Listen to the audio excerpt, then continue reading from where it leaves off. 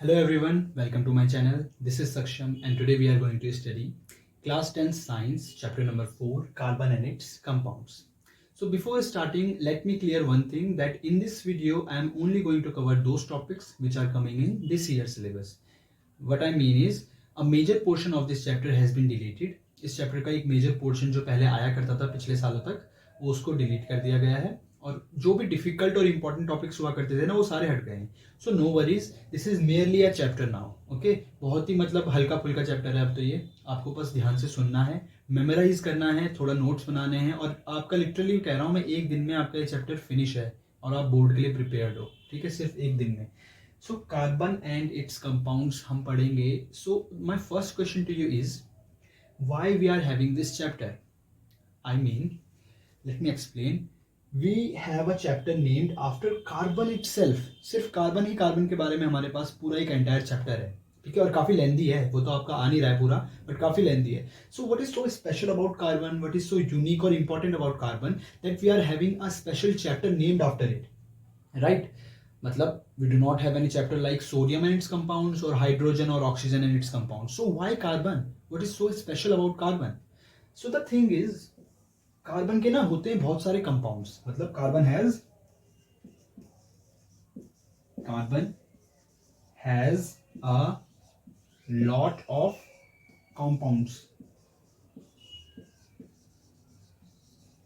ठीक है भाई, कार्बन के ना बहुत सारे कंपाउंड्स होते हैं, अ लॉट ऑफ कंपाउंड्स. और टू स्टडी देम, उनको पढ़ने के लिए, उनको समझने के लिए हमने एक अलग से चैप्टर बना दिया, कार्बन एंड इट्स कंपाउंड्स. ठीक है, so now it is quite understandable. मतलब अब मेरे को ये बात समझ में आती है कि मैं क्यों पढ़ रहा हूँ चैप्टर, क्योंकि भाई कार्बन के ऊपर ही पूरा का पूरा चैप्टर क्यों रखा गया है, क्योंकि इसके बहुत सारे कंपाउंड्स होते हैं. ठीक है, तो ये बात समझ में आ गई. बट अनदर क्वेश्चन इज कि why it has a lot of compounds, means what is so unique about it. मतलब सोडियम के भी तो बहुत सारे हो सकते थे या फिर ऑक्सीजन के. सो ऐसा क्यों है कि सिर्फ कार्बन के ही इतने सारे कंपाउंड्स होते हैं? कुछ तो होगा. सो ये हम पढ़ेंगे इस चैप्टर में ही. ठीक है, सो लेट्स फोकस. ठीक है, सो क्वाइट इंटरेस्टिंग चीज है. ठीक है, पता है अगर ना हम अपने आसपास देखें तो जितनी भी लिविंग थिंग्स होती है ना, दे ऑल कंटेन कार्बन. मतलब हम भी ऑर्गेनिक हैं, हम भी कार्बन के बने हुए हैं, पेड़ पौधे भी कार्बन के बने हुए हैं. ओके, जो आप प्लांट डेरिवेटिव्स यूज करते हो उनमें भी कार्बन होता है. ठीक है, जो एनिमल डेरिवेटिव्स यूज करते हो ऑब्वियसली उनमें भी कार्बन होता है. सो कार्बन जो है ना, जिसको भी आप बोलते हो ऑर्गेनिक, सो ऑर्गेनिक वर्ड का मतलब होता है कार्बन से रिलेटेड. मतलब जो भी कार्बन की चीजें होती हैं उनको ही ऑर्गेनिक बोला जाता है. आपने एवरी देन एंड नाउ सुना होगा बहुत ज्यादा बार ये वर्ड ऑर्गेनिक, राइट? सो ऑर्गेनिक से क्या पता चलता है कि दैट कंटेन्स कार्बन बेसिकली. ठीक है, okay. So the first property जिसके कारण कार्बन के बहुत सारे कंपाउंड्स होते हैं that is it's tetravalency. Means carbon is tetravalent. अब टेट्रावैलेंट का मतलब क्या होता है, ध्यान से सुनना. टेट्रा का मतलब होता है 4 और वैलेंट का मतलब होता है वैलेंसी.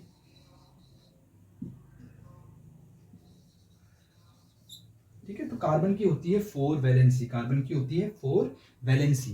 तो देखो कार्बन का एक बार जरा मैं आपको रिमाइंड कराऊं तो क्या होता है एटॉमिक नंबर, किसी को याद है? 6 होता है. तो इसकी कॉन्फ़िगरेशन लिखूंगा तो 2,4. अब एक बात बताओ, एक नोबल गैस की या इनर्ट गैस की जो कॉन्फ़िगरेशन हर कोई एटम चाहता है उसके लिए कितने इलेक्ट्रॉन्स चाहिए होते हैं आउटर मोस्ट शेल में? 8, राइट? सो यहाँ पे कितने इलेक्ट्रॉन्स हैं ओनली आउटर मोस्ट में? सबसे बाहर 4 है. 8 चाहिए थे, यानी कि 4 की डेफिशिएंसी है, 4 की कमी है. ठीक है, तो क्या होगा, जो कार्बन है ना वो 4 इलेक्ट्रॉन्स को ना शेयर करता है और 4 बॉन्ड्स बनाएगा. मतलब वो 4 बॉन्ड बनाएगा क्योंकि उसकी वैलेंसी कितनी है? 4 है. तो 4 बॉन्ड बनाएगा और 4 बॉन्ड बनाएगा. If it is making 4 bonds तो उससे कारण क्या होता है ना, इसकी पॉसिबिलिटी बहुत बढ़ जाती है अलग अलग कंपाउंड्स बनाने की. Let me explain. जैसे कि देखो, अगर मैं हर कार्बन के साथ, कार्बन के हर बॉन्ड के साथ एक एक हाइड्रोजन जोड़ दूं. अच्छा, इसको पता है कैसे कंसिडर करना? जैसे मैं कंसिडर करता था, मैं ना इसको हैंड की तरह कंसिडर करता था कि जैसे हाथ हैं, कार्बन के 4 हाथ हैं, तो वो 4 अलग अलग एलिमेंट्स को पिक कर सकता है अपने साथ. ठीक है, तो इसके पास 4 हाथ हैं. फॉर एग्जाम्पल अगर मैं बात करूं, अगर कंपेरिजन करना है आपको तो ऑक्सीजन से कर लो. ऑक्सीजन के कितने होते हैं? 2 वैलेंसी होती है, क्योंकि ऑक्सीजन का होता है 2,8 होता है एटॉमिक नंबर, तो कॉन्फ़िगरेशन होता है 2,6. इसको चाहिए 2 इलेक्ट्रॉन्स, सो इसकी वैलेंसी है 2. तो अब मेरे को देखो, ऑक्सीजन को देखो एक बारी, ऑक्सीजन के पास सिर्फ वो 2 बॉन्ड बना सकता है, यानी कि इधर इधर। तो उसने सपोज करो हाइड्रोजन हाइड्रोजन जोड़ा, तो ये उसने H2O बना दिया, पानी बना दिया, वाटर बना दिया, H2O, राइट। इस तरह से कनेक्ट हो गया, मीन्स इट हैड 2 हैंड्स। अब इसके पास कितने हैं, इसके पास है इट हैज 4 हैंड्स, ठीक है। तो यहाँ पे जोड़ दिया। अब देखो होता क्या है, यहाँ पे मैं सिर्फ एक हाइड्रोजन की जगह सपोज यहाँ पे क्लोरीन लगा दूं, तो ये एक अलग ही कंपाउंड बन गया। अगर मैंने यहाँ पे क्लोरीन की जगह ऑक्सीजन लगा दिया होता और हाइड्रोजन यानी कि OH, तो ये अलग ही कंपाउंड बन जाता। अगर मैंने यहाँ पे ऐसा करा होता कि इसके 2 हाथों से ऑक्सीजन के 2 हाथों को पकड़ लिया होता, क्योंकि ऑक्सीजन के पास 2 हाथ है ना, 2 वैलेंसी, उसके पास वो 2 बॉन्ड्स बनाएगा, तो ऐसे कर दिया होता तो एक अलग कंपाउंड बन जाता, ठीक है। सो अब देख रहे हो, अ range of possibility is here because of its tetravalency. 4 valency होने के कारण range of compounds can be form, मतलब उसके 4 हाथों में मैंने अलग अलग चीजें पकड़ा दी या फिर सेम भी पकड़ा दी, मतलब कुछ भी कर दिया, तो क्या हुआ, अलग अलग range of compounds can be formed, okay. So this was it. And the second property which is, क्या है, second property which is catenation. Catenation,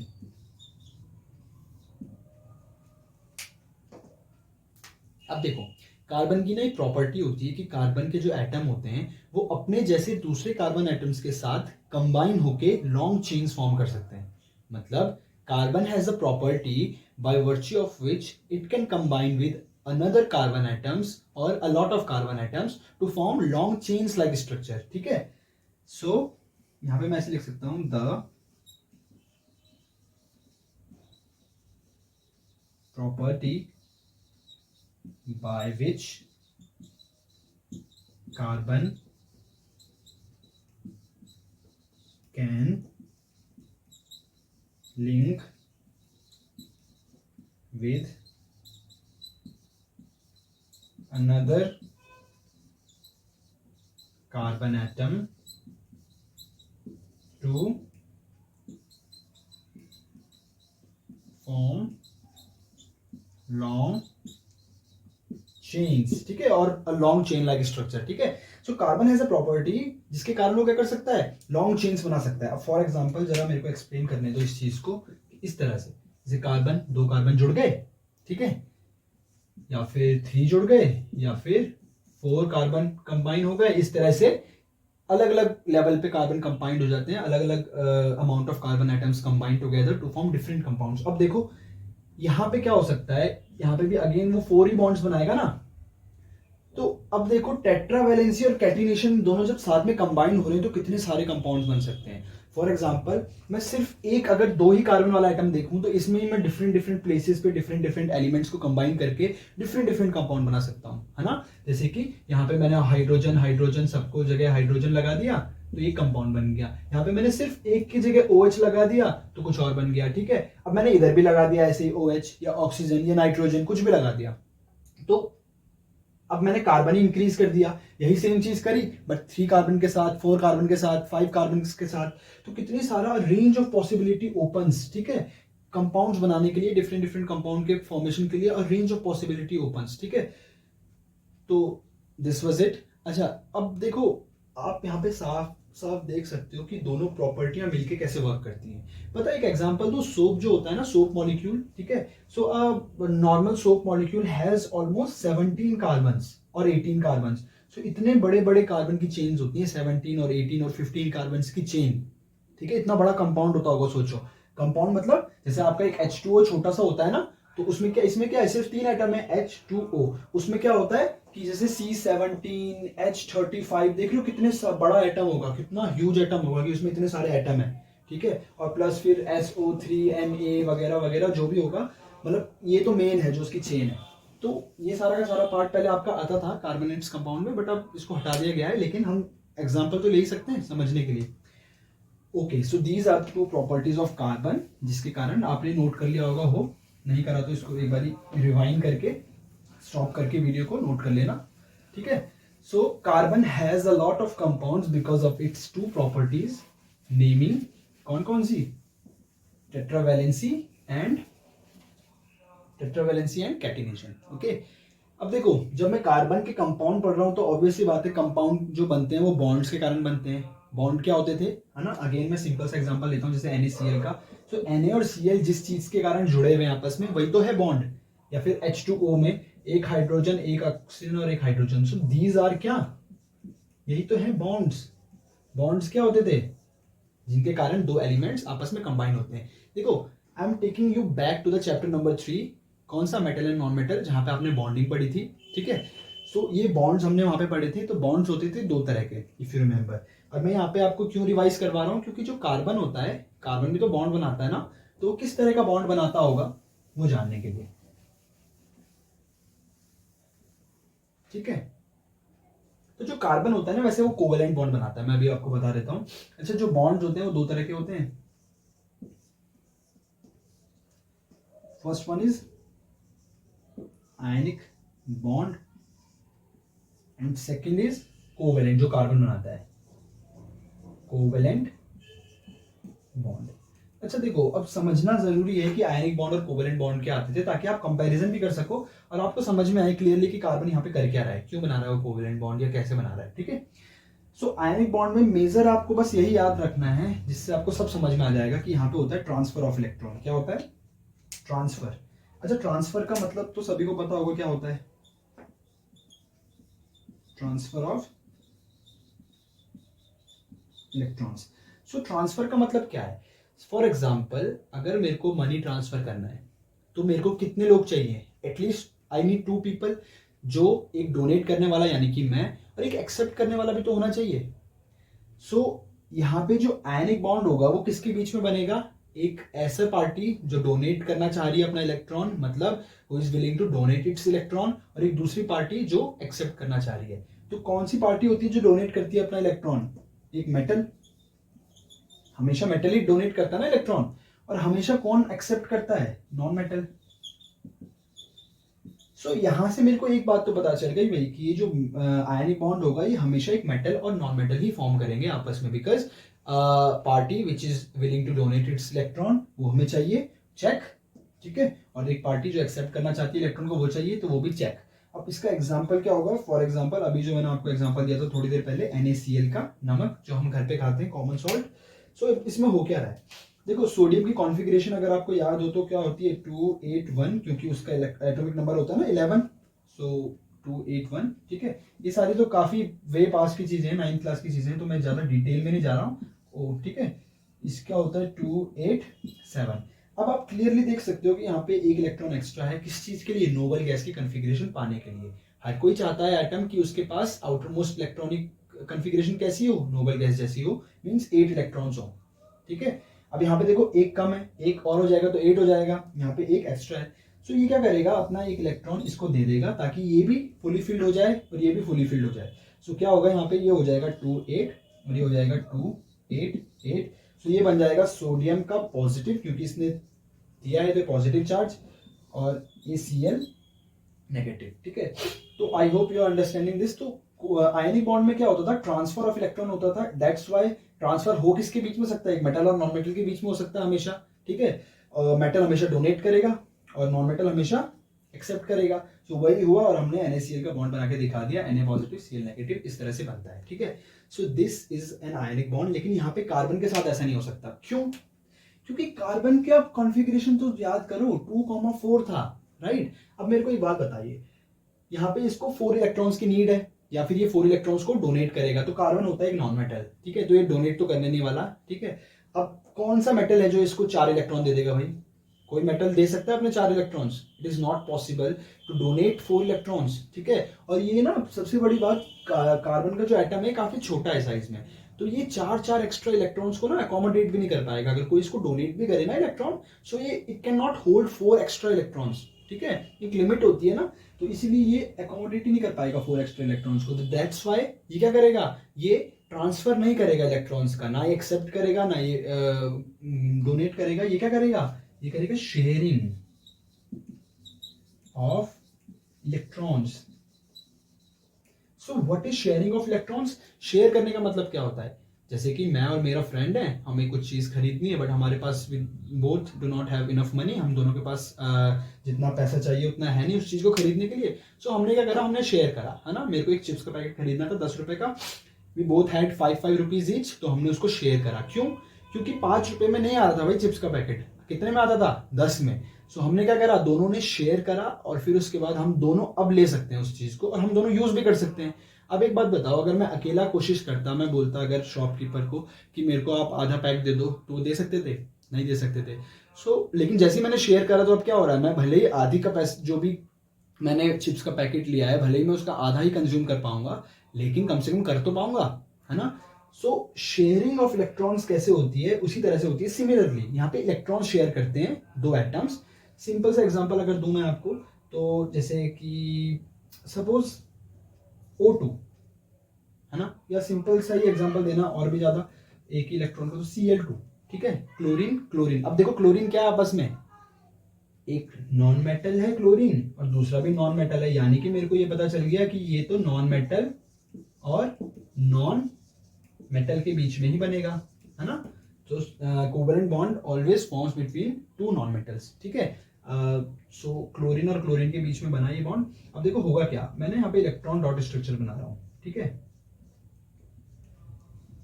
chlorine की कॉन्फ़िगरेशन अगर किसी को पता है तो जल्दी से नोट करो अपनी कॉपी में, क्या होती है, 17 होता है एटॉमिक नंबर, तो 2 8 7 जैसे यहाँ पे लिखा हुआ था।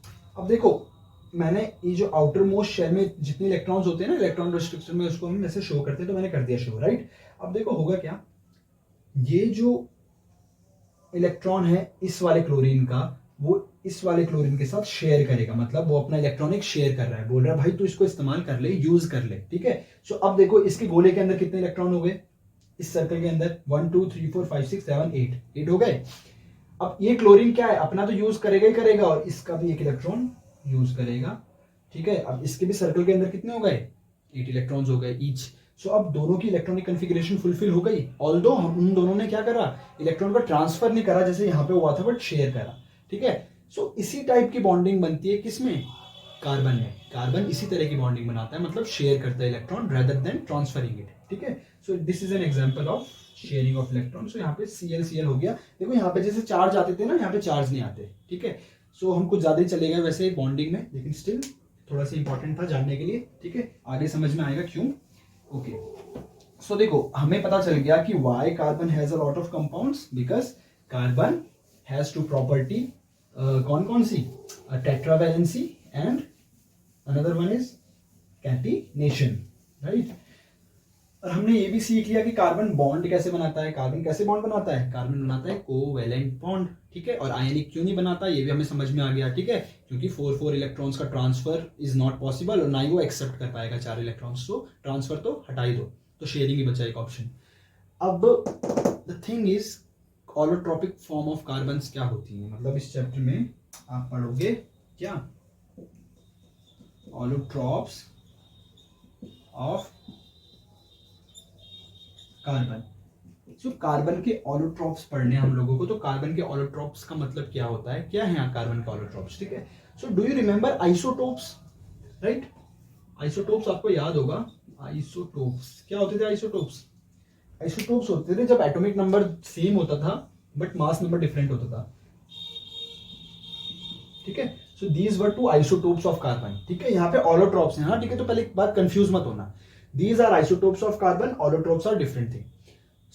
यहाँ पे होता क्या था कि same atomic number but different mass number, ठीक है। तो ये सब में हमें पढ़ना ही नहीं, मास नंबर एटॉमिक नंबर में, ठीक है। ऑलोट्रॉप ऑफ कार्बन की बात करो, सेम ही एटॉमिक नंबर होगा, बट क्या होगा, डिफरेंट स्ट्रक्चर्स होगा। यहाँ पे होता है डिफरेंट, हम बोल सकते हैं फिजिकल फॉर्म्स हैं, मतलब दिखने में अलग है, देखो केमिकली तो सेम है बट सेम केमिकल फॉर्म, मतलब केमिकली सेम है। केमिकली मतलब अगर कार्बन है, कार्बन को मैं जलाता हूं, if I burn carbon, so it releases या इट फॉर्म्स कार्बन डाइऑक्साइड। अगर जो इसकी 3 ऑलोट्रॉपिक फॉर्म्स होती हैं उनको भी अगर मैं बर्न करूंगा तो उसमें भी क्या निकलेगा, कार्बन डाइऑक्साइड ही निकलेगा, ठीक है। केमिकली सेम है, कैसे जैसे रिएक्ट करता है कार्बन वैसे ही वो रिएक्ट करेंगे, everything is same, but physically different है। फिजिकली मतलब दिखने में उनकी प्रॉपर्टीज की, मेल्टिंग पॉइंट, बॉइलिंग पॉइंट, या कितना हार्ड है, कितना स्ट्रेंथ है ना, वो सब कुछ डिफरेंट है. So why is it so, ऐसा क्यों है, ठीक है. सो अभी I am not unveiling the 3 ऑलोट्रॉप्स, वो आपको पता भी होंगे मे बी क्या है 3 ऑलोट्रॉप्स ऑफ कार्बन. लेकिन पहले हम ये समझ लेते कि ऐसा क्यों हो रहा है, डिफरेंट फिजिकल फॉर्म्स क्यों हो रही हैं, जबकि केमिकली तो सेम है. भाई केमिकली तो सेम ही चीज का बना हुआ है, वो कार्बन का ही बनी हुई है तीनों चीजें, ठीक है. चलो बता ही देता हूँ क्या क्या है. पहला होता है डायमंड, दूसरा होता है ग्रेफाइट, ग्रेफाइट आपकी जो पेंसिल में होता है सभी को पता होगा, और थर्ड होता है बकमिंस्टर फ्लोरीन, जिसको C60 भी बोलते हैं प्यार से, निकनेम है उसका, ठीक है. Okay, so diamond, graphite and Buckminster fluorine. तो ये 3 फॉर्म्स बनी कैसे, मतलब इन केमिकली तो ये सारे के सारे कार्बन ही है, इसमें भी सारे कार्बन ही एटम होंगे अगर मैं इसको देखूं माइक्रोस्कोप के अंदर या किसी भी तरह से, इसमें भी और इसमें भी ये सारे के सारे कार्बन के बने हुए. अच्छा, सिंपल सा एग्जांपल है, आप मेरे को एक बात बताओ, एक ब्रिक देखिए, ईंट है ना. अब मेरे को एक बात बताओ, ये सेम ही ईंट यूज होती है, चाहे वो अंबानी का घर हो या हमारा घर हो, राइट. या फिर वो एक डोम बनाना हो मेरे को, एक ताज का जैसे डोम होता है ना ताजमहल का, या फिर जो भी मकबराज में होता है टूम, है ना.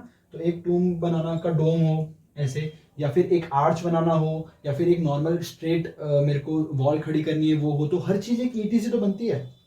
सो अगर सेम ईंट को मैं डिफरेंट डिफरेंट तरीके से अरेंज करूं, सो डिफरेंट डिफरेंट उसके आउटकम्स हो सकते हैं, डिफरेंट डिफरेंट तरह का फिजिकल फॉर्म में उसको मैं बना सकता हूं, है ना. और उसके फीचर्स भी अलग होंगे. मतलब सेम अगर मैंने अब इतनी मोटी दीवार बना दी, राइट, सो उसकी स्ट्रेंथ ज्यादा होगी. अगर मैंने पतली सी बनाई तो उसकी स्ट्रेंथ बहुत कम होगी, है ना. अगर मैंने एक आर्च बनाया तो वो सर्कुलर दिखेगा दिखने में, है ना. तो कहने का मतलब ये है कि एक सिंपल यूनिट को अगर मैं डिफरेंट डिफरेंट स्ट्रक्चर्स में अरेंज करूं, सो उसकी जो फिजिकल प्रॉपर्टीज हो सकती है, जैसे वो दिखने में या जो भी है, वो डिफरेंट हो सकता है, पॉसिबल, राइट.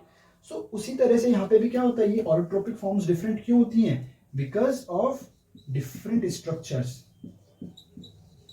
डिफरेंट स्ट्रक्चर्स, यानी कि उसके अंदर जो कार्बन जुड़े हुए हैं ना आपस में, वो अलग तरह से जुड़े हुए हैं. जिस तरह से कार्बन एटम आपस में जुड़े होंगे डायमंड के अंदर, वो डिफरेंट होगा ग्रेफाइट से, और वो डिफरेंट होगा बकमिंस्टर फ्लोरीन से. Okay, so let me revise कि कार्बन के 3 ऑलोट्रोपिक फॉर्म्स होते हैं. What are allotropes? Allotropes are the 3 compounds, एक सेम ही कंपाउंड्स की डिफरेंट फिजिकल फॉर्म्स होती है, बेसिकली डिफरेंट फिजिकल फॉर्म्स होती हैं ऑफ द सेम कंपाउंड, जिनका केमिकल फॉर्म सेम रहता है. अब डिफरेंट फिजिकल फॉर्म क्यों होता है? बिकॉज ऑफ डिफरेंट स्ट्रक्चर्स, ठीक है. वो ईट वाला एग्जांपल से याद कर सकते हो कि डिफरेंट अगर स्ट्रक्चर होगा तो उसके कारण डिफरेंट फिजिकल फॉर्म्स होंगे, डिफरेंट होगा दिखने में. और 3 होती हैं इसकी allotropes, diamond, graphite and Buckminster fullerene, जिसको C60 भी बोलते हैं. अब इनको हम ब्रीफ में पढ़ेंगे कि इनकी क्या क्या प्रॉपर्टीज होती हैं और कहाँ कहाँ इनके यूजेस होते हैं जो हमारे लिए इंपॉर्टेंट है, ठीक है. सो 1 minute. Okay, so now first allotrope of carbon is diamond. Okay, so first what are its features? इसके फीचर क्या क्या है भाई डायमंड के? सिंपल सी बात, डायमंड को अगर समझना है तो हमें उसके फीचर्स पता होने चाहिए, right. So first one is colourless and transparent. आप ना इस सबको नोट कर लेना, पहले आप समझ लो, ठीक है. सो डायमंड होता है कलरलेस, है ना, कोई कलर का तो होता नहीं डायमंड. डायमंड होता है colourless, right. And extra ordinary brilliance, मतलब उसकी चमक जो होती है बहुत ज्यादा एक्स्ट्रा ऑर्डिनरी होती है, यानी कि बहुत ज्यादा चमकीला होता है, बहुत ज्यादा चमकता है ना, सभी को पता है. ट्रांसपेरेंट होता है, यानी कि पारदर्शी, मीन्स आप उसके आर पार देख सकते हो, है ना. लाइट उसके पास थ्रू हो सकती है ना, जैसे कांच के जा सकती है, ठीक है. फिर उसके बाद हाई डेंसिटी होती है. डेंसिटी का मतलब कि घनत्व, यानी कि डेंसिटी यानी कि उसके जो मॉलिक्यूल्स हैं बहुत पास पास हैं, इसलिए वो हैवी है. फॉर एग्जाम्पल कि जो लोहे की डेंसिटी ज़्यादा होती है किससे, पानी से या फिर वुड से, तो वो भारी लगता है. तो वैसे ही हाई डेंसिटी होती है डायमंड की, ठीक है. फिर पुअर कंडक्टर ऑफ इलेक्ट्रिसिटी, यानी कि जो इलेक्ट्रिसिटी का कंडक्टर होगा डायमंड बहुत पुअर होगा, मतलब इलेक्ट्रिसिटी कंडक्ट बिल्कुल नहीं करेगा, ठीक है. फिर हार्डेस्ट नेचुरली अकरिंग सब्सटेंस, मतलब ये बात काफी इंपॉर्टेंट है बच्चों याद रखने के लिए, कि पता है जो नेचुरली अकरिंग जितने भी सब्सटेंस होते हैं दुनिया में, चाहे लोहा हो, चाहे एल्यूमिनियम हो, चाहे कॉपर हो, है ना, कुछ भी हो, उन सभी में सबसे ज्यादा स्ट्रॉन्ग कौन होता है? डायमंड. मतलब मैं ये नहीं बोलूँगा कि दुनिया की सबसे ज़्यादा हार्ड चीज़ डायमंड है, क्योंकि अब जो हम सिंथेटिक तरह से बना सकते हैं, मैन मेड चीज़ें जो होती हैं वो ज़्यादा हार्ड भी हैं कुछ डायमंड से, लेकिन जो नेचुरल भगवान ने जो बना रखी हैं उनमें देखा जाए तो नेचुरली अकरिंग जो भी सब्सटेंस होते हैं सब में हार्डेस्ट है डायमंड। सोच रहे हो तुम, मतलब अगर तुम, एक मूवी नहीं थी, कोई मूवी है उसमें एक इंसान मारता है हथौड़ा एक डायमंड को और डायमंड टूट जाता है, तो फिर वो बोलता है कि अगर असली होता तो हथौड़ा टूट जाता। ठीक है, क्यों? क्योंकि हथौड़ा किस चीज़ का बना होगा? लोहे का, है ना, लेकिन डायमंड तो उससे भी हार्ड है, बहुत ज़्यादा हार्ड है। ठीक है, अच्छा अगर मैं बर्न करूं ना, अगर डायमंड को, तो क्या निकलेगा? सिर्फ carbon dioxide gas is formed, मतलब सिर्फ कार्बन डाइऑक्साइड गैस ही बनेगी। क्यों? क्योंकि मैंने तुम्हें अभी पहले भी बताया था कि एंटायरली जो होगा ये ऑलोट्रॉप, ये सिर्फ उसी चीज का बना होगा, मतलब ये कार्बन ही है, कार्बन की तो एक फॉर्म है। तो कार्बन को अगर मैं जलाता हूं तो क्या निकलेगा? Carbon dioxide. वैसे ही अगर मैं डायमंड को जलाऊंगा तो भी सिर्फ कार्बन डाइऑक्साइड ही निकलेगा, कुछ भी नहीं बचेगा, जिससे साफ समझ में आती है बात कि ये पूरा का पूरा कार्बन का ही बना था। मतलब ये एक टेस्ट भी हो सकता है कि अगर मेरे को चेक करना है कि जो डायमंड है वो क्या पूरा का पूरा कार्बन का ही बना है, तो मैं उसको जला करके देखूं। अगर मैं उसको जलाऊंगा और वो पूरा का पूरा जल जाए और कुछ भी ना छोड़े, तो इसका मतलब क्या होगा? कि वो कार्बन का ही बना हुआ था, यानी कि प्योर था। लेकिन फिर उसके बाद मेरे पास डायमंड नहीं रहेगा, राइट। अच्छा, और हाई मेल्टिंग पॉइंट होता है इसका, यानी कि 3500 डिग्री सेल्सियस, कितना ज़्यादा टेम्परेचर होता है। पानी तो 100 पे उबल जाता है ना, और हमसे दिल्ली की गर्मी 40 पे भी नहीं सही जाती, है ना। सो ये तो 3500 डिग्री है, बहुत बहुत ज़्यादा टेम्परेचर है, इतने पे ये पिघलेगा। ठीक है, डायमंड। ओके, सो एक बारी दोबारा से देख लेना इन सभी को और नोट कर लेना। ठीक है, अच्छा अब देखो स्ट्रक्चर डायमंड का कैसे होता है। स्ट्रक्चर का मतलब क्या होता है कि कार्बन आपस में जुड़ा किस तरह से है। मैंने पहले ही डिस्कस कर ली ये चीज़ कि जो कार्बन के ऑलोट्रॉप्स होते हैं या किसी भी चीज़ के ऑलोट्रॉप होते हैं, वो सिर्फ उनके डिफरेंट स्ट्रक्चर के कारण ही बने होते हैं। बिकॉज डिफरेंट स्ट्रक्चर अगर होंगे तो उनकी फिजिकल फीचर्स डिफरेंट हो जाएंगे। तो स्ट्रक्चर ऑफ डायमंड कैसा होता है कि each carbon atom is link with 4 another carbon atoms, मतलब एक कार्बन ना चार अदर कार्बन से जुड़ा होगा। और अगेन ये कार्बन एटम्स भी क्या होंगे? अनदर 4 कार्बन से जुड़े होंगे। ठीक है, और यही सो ऑन चलता रहेगा। मतलब एक ना जाइगेंटिक मॉलिक्यूल होता है, बहुत जाइंट मॉलिक्यूल होता है। ठीक है, कार्बन का, डायमंड का। ठीक है, डायमंड में बहुत सारे कार्बन आपस में जुड़े होते हैं इसी तरह से। तो every electron in a diamond, every carbon atom in a diamond connects with 4 different other carbon atoms। अच्छा, इसमें ना क्या होता है, एक भी फ्री इलेक्ट्रॉन नहीं बचा। क्यों? क्योंकि अब देखो एक कार्बन अगर 4 कार्बन से जुड़ गया तो यहाँ पे कोई इलेक्ट्रॉन फ्री हुआ?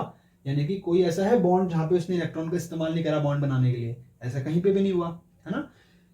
सो इसके कारण होता क्या है, कार्बन के पास एक भी फ्री इलेक्ट्रॉन नहीं रहता, इसीलिए वो क्या हो जाता है? Poor conductor of electricity. If someone asks you, question में कभी कोई पूछे कि कार्बन क्यों नहीं इलेक्ट्रिसिटी कंडक्ट करता, ठीक है, तो उसका रीजन ये होगा क्योंकि जो कार्बन है ना उसके पास कोई भी फ्री इलेक्ट्रॉन नहीं है। और फ्री इलेक्ट्रॉन क्यों नहीं है? क्योंकि जैसे कि हमने साफ साफ देखा अभी यहाँ पे कि जो कार्बन का हर एक एटम है वो आगे 4 कार्बन से जुड़ा होता है, और हर कार्बन एटम आगे भी 4 से जुड़ा होगा। ठीक है, तो इसके कारण क्या होता है, एक जाइंट मॉलिक्यूल बन जाता है और कोई भी फ्री इलेक्ट्रॉन नहीं रहता है। तो इसलिए इलेक्ट्रिसिटी पास कैसे करेगी? जब कोई इलेक्ट्रॉन ट्रेवल करता है किसी चीज के अंदर तभी तो इलेक्ट्रिसिटी कंडक्ट करता है ना कोई चीज। तो इसमें है ही नहीं वो फ्री इलेक्ट्रॉन जो ट्रेवल कर सके अक्रॉस द होल डायमंड। तो इसलिए क्या होगा? Poor conductor of electricity. ठीक है, तो आई होप ये आपको समझ में आ गया होगा। अब द लास्ट थिंग इज कि ना कार्बन के यूज क्या होते हैं। ठीक है, यूजेस ऑफ कार्बन, ये भी आ जाता है पेपर में, पूछा जाता है कि कार्बन कहाँ कहाँ इस्तेमाल होता है। So first thing is carbon use होता है जैसे कि आप डायमंड कटर होते हैं ग्लास के, मतलब ग्लास कटर में यूज होता है ग्लास को काटने के लिए ना। अगर आप कांच को चाकू से काटने लगोगे तो टूट जाएगा, तो इतना शार्प चीज चाहिए होती है जो डायमंड जैसी जो काट सके। तो डायमंड ही काट पाता है ग्लास को। तो जो आपके एरिया में कोई भी ग्लास वर्कर होगा ना, जो कांच वगैरह या शीशे वगैरह का काम करते होंगे, तो उनके पास जो कटर होता है ना, वो उसके बिल्कुल टिप पे एक छोटा सा डायमंड लगा रहता है, जिसके कारण वो काटता है ग्लासेस को। ओके, सो ये याद रखना कि ग्लास कटर में होता है। अच्छा, रॉक ड्रिलिंग में भी होता है इसका इस्तेमाल।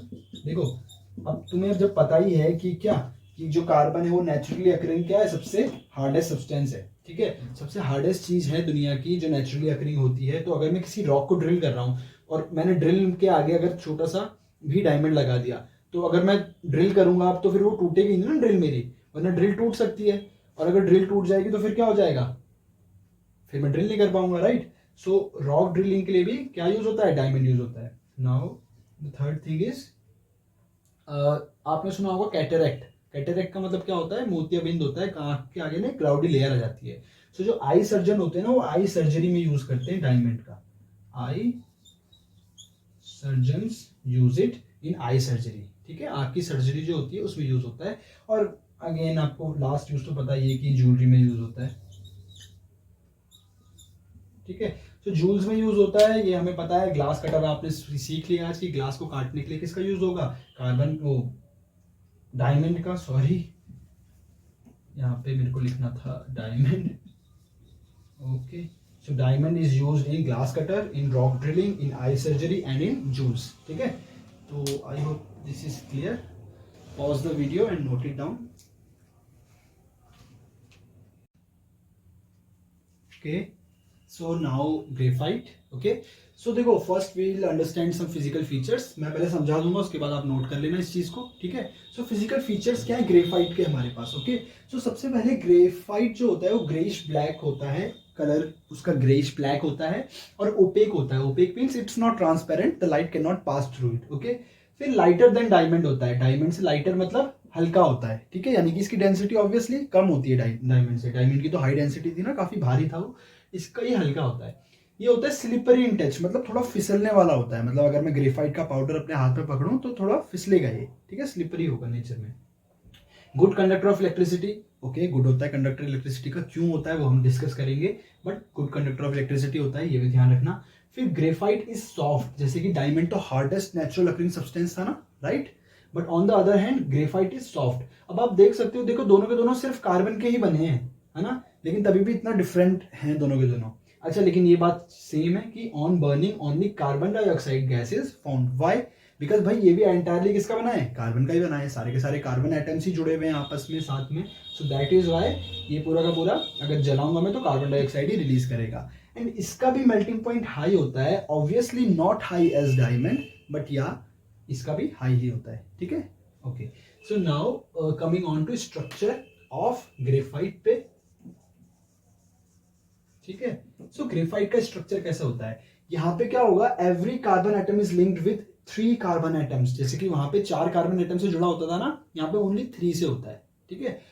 और 1 फ्री इलेक्ट्रॉन होता है इसके कारण, क्योंकि भाई एक कार्बन के पास 4 इलेक्ट्रॉन्स होते हैं ना, जब वो 3 इलेक्ट्रॉन्स का यूज करेगा टू मेक अ बॉन्ड तो 1 इलेक्ट्रॉन तो फ्री हो जाएगा, और उसी फ्री इलेक्ट्रॉन की प्रेजेंस के कारण it is a good conductor of electricity, ठीक है। ये काफी इंपॉर्टेंट पॉइंट है ग्रेफाइट का याद करने के लिए कि graphite is a good conductor of electricity, ठीक है, और ये एक्सेप्शन भी है, ठीक है। अगर आपने मेटल नॉन मेटल में आप याद करो तो ग्रेफाइट जो फॉर्म होता है कार्बन का, यही कंडक्ट करता है electricity, although it is a non metal, but still because of its structure यहाँ पे क्या होता है, सिर्फ 3 ही कार्बन एटम के साथ जुड़ा होता है एक carbon atom, living 1 electron, unattached या अनयूज्ड मैं बोल सकता हूँ, लेफ्ट बिहाइंड 1 इलेक्ट्रॉन, और उस इलेक्ट्रॉन के कारण क्या होता है, वो फ्री है, तो इसलिए वो कंडक्शन हो जाएगा गुड इलेक्ट्रिसिटी का उसके अंदर। क्यों, क्योंकि इलेक्ट्रॉन अब फ्लो कर सकता है ना, क्योंकि एक फ्री इलेक्ट्रॉन है, तो एंटायर जो ग्रेफाइट होगा उसके अंदर वो फ्लो कर सकता है, और इसके कारण क्या होगा कि वो गुड कंडक्टर हो गया, ठीक है, हर एटम का एक एक इलेक्ट्रॉन फ्री होगा। अच्छा, अब देखो स्ट्रक्चर इसका कैसे दिखता है थोड़ा सा, जैसे यहाँ पे कार्बन है, तो ना ये कार्बन एटम जिसके ऐसे 3 से जुड़ा हुआ है आपस में, ठीक है। फिर जैसे ये है, ये है, ये है, ये है, यहाँ से जुड़ा हुआ है, यहाँ से जुड़ा होगा कहीं, ठीक है, ये यहाँ कहीं जुड़ा होगा, इस तरह से 3 से जुड़ा होगा, ठीक है। और ना सबसे खास बात ये है कि इसी तरह से ना ये लेयर्स की फॉर्म में होता है, ठीक है, इसी तरह से ये लेयर्स की फॉर्म में होता है, मतलब ठीक है, मतलब ये ऐसे लेयर्स की फॉर्म में होता है, मतलब ये एक लेयर है, ये दूसरी लेयर है, तीसरी लेयर है, इस तरह से होता है, एक लेयर, दूसरी लेयर, तीसरी लेयर, चौथी लेयर, इस तरह से होता है, ठीक है। So this is the reason why it is slippery in nature, ये फिसलने वाला होता है, क्योंकि क्या होता है, एक लेयर दूसरी लेयर के ऊपर स्लाइड करती है, मतलब एक लेयर है ग्रेफाइट की एटम्स की इस तरह से, जहां पे हर कार्बन एटम 3 कार्बन से जुड़ा हुआ है, दूसरी आई और ये ऊपर स्लाइड करते हैं। डायमंड का कैसा था, डायमंड का तो एक 3D स्ट्रक्चर था जिसमें एक कार्बन 4 से जुड़ा होता है, ठीक है, ऐसे पिरामिडल टाइप का बड़ा सा ह्यूज स्ट्रक्चर। लेकिन यहाँ पे ऐसा नहीं है, यहाँ पे लेयर्स वाइज है, तो लेयर्स एक दूसरे के ऊपर स्लाइड करती है तो फिसलती है, तो that's why it is slipper in touch और गुड कंडक्टर ऑफ इलेक्ट्रिसिटी होता है ग्रेफाइट। क्यों? क्योंकि एक फ्री इलेक्ट्रॉन होता है, ठीक है। I hope you understood it. Now coming on to the uses, तो क्या यूजेस होते हैं ग्रेफाइट के? सो यूजेस जो हैं सिंपल हैं। फर्स्ट थिंग, ये ना पेंसिल में यूज होता है। कहाँ पे होता है? पेंसिल में यूज होता है। अच्छा, ये बात ध्यान रखना, कभी भी पेंसिल को सॉकेट के अंदर डाल के स्विच ऑन मत करना, क्योंकि जो पेंसिल के अंदर जो होती है लीड उसकी, वो होती है ग्रेफाइट की बनी हुई, तो कंडक्ट करेगी इलेक्ट्रिसिटी। अगर आपको देखना है तो आप चेक भी कर सकते हो, अगर छोटा सा सर्किट आप कभी बनाओ अपने घर में या कहीं पे भी, आपको जैसे दिवाली की जो लाइट्स होती हैं कभी वो टूट जाती हैं, तो आप एक बल्ब को निकाल के चेक करके देख सकते हो कि जो वो ग्रेफाइट होता है उसके अंदर वो कंडक्ट करता है इलेक्ट्रिसिटी, ठीक है। You can have live example, ठीक है। तो पेंसिल के अंदर होता है, फर्स्ट थिंग। दूसरी चीज ना बैटरीज का ही होती है, जैसे कि इन्वर्टर की बैटरी होती है, उनके अंदर इलेक्ट्रोड्स होते हैं, वो कार्बन के होते हैं। कार्बन मीन्स जहां पे भी कार्बन के बोलेगा ना, कोई भी कंडक्टिंग मटेरियल कार्बन का बोलेगा तो वो जरूर ग्रेफाइट का बना होगा, क्योंकि और तो कोई फॉर्म कार्बन की कंडक्ट करती नहीं इलेक्ट्रिसिटी। सो बैटरीज में यूज होते हैं। थर्ड थिंग, ग्रेफाइट ना यूज होता है एज अ ल्यूब्रिकेंट। ल्यूब्रिकेंट का मतलब क्या होता है? जैसे आपने देखा होगा या आपने कभी देखा होगा कि मशीनरी में हम ऑयल डालते हैं, राइट। ये भी काफी इंपॉर्टेंट पॉइंट है। क्यों? अभी आपको पता लग जाएगा, क्योंकि इसके पीछे एक रीजन है। ल्यूब्रिकेंट का मतलब क्या होता है? जैसे कि आपके कोई मशीनरी पार्ट्स होते हैं तो वो ढंग से चलें, फ्लुएंटली चलें, तो हम उसमें थोड़ा सा ऑयलिंग करते हैं, ग्रीजिंग करते हैं, है ना। जैसे किसी की बाइक है, किसी की कार है, कोई अगर किसी के घर में कोई सिलाई मशीन होती है, ठीक है, तो उसके अंदर भी ऑयलिंग करते हैं ताकि जो मशीनरी पार्ट्स हैं वो अच्छे से चलें, ठीक है। अब ल्यूब्रिकेंट की तरह ग्रेफाइट कैसे यूज हो सकता है? ग्रेफाइट तो एक काले कलर का कंपाउंड है जो कि पाउडरी फॉर्म में है, लिक्विड भी नहीं है ये तो, है ना। ऑयल तो एक डिफरेंट ही चीज होती है, तो ये क्यों होगा और ये किस तरह से यूज होगा, है ना, समझने की बात है। तो देखो, ये सॉलिड होके भी ये ल्यूब्रिकेटर की तरह यूज होता है। क्यों? जो मशीन्स ना हाई टेम्परेचर पे काम करती हैं, जो मशीन कैसे काम करती हैं? हाई टेम्परेचर पे।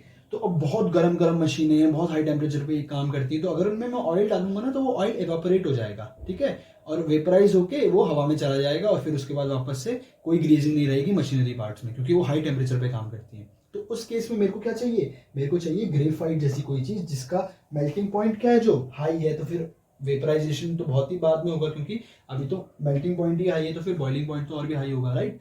सो हाई टेम्परेचर के कारण उन मशीनों में हम ऑयलिंग नहीं कर सकते, इसलिए हम ग्रेफाइट डालते हैं, ग्रेफाइट पाउडर डालते हैं।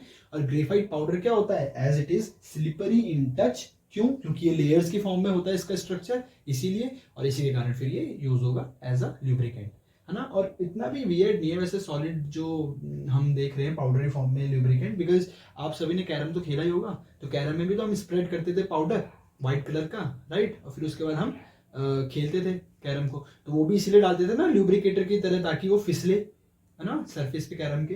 तो उसी तरह से ये भी, ठीक है। सो याद रखना कि एज ए ल्यूब्रिकेंट यूज होता है graphite, and why? Because it is slippery in touch.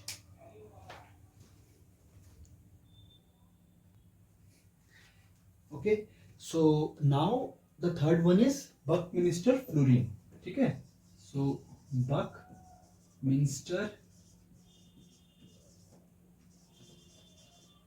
Fluorine, ठीक है।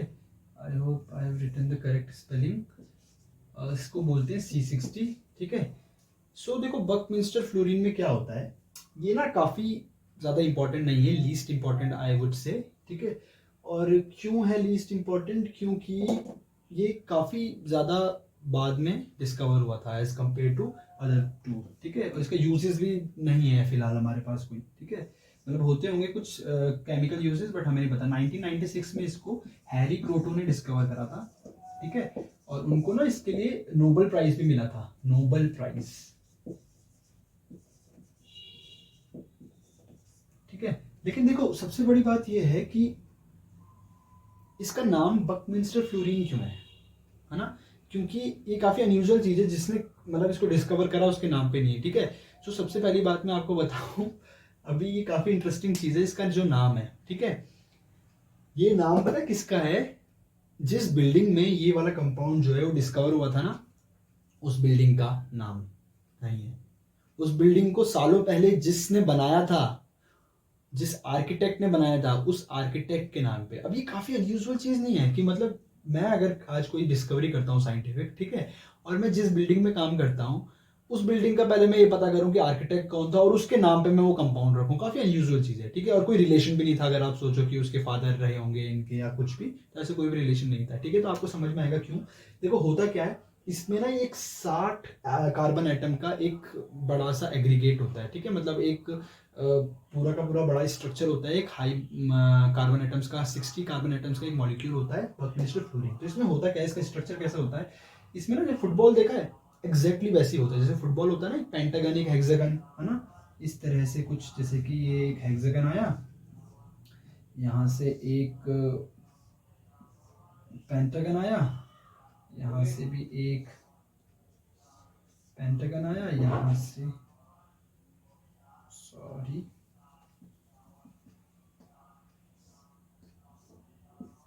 मतलब आप समझ रहे हो ना, फुटबॉल आप सभी ने देखा होगा, मैंने गलत गलत बना दिया, ठीक है। और